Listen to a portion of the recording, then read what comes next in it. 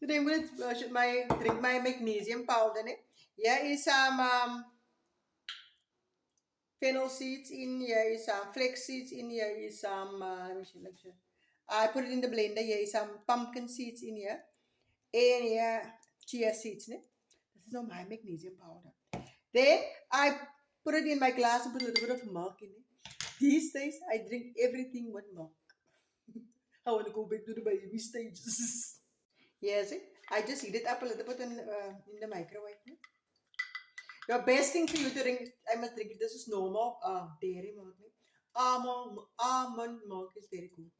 Okay, but I didn't have it now today. Okay, so it is pumpkin seeds, chia seeds, fennel seeds, flax seeds, and sunflower seeds.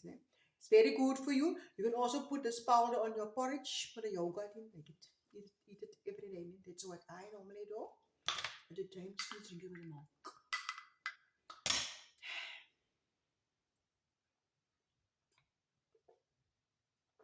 Leave a comment. Don't ask the recipe. Please.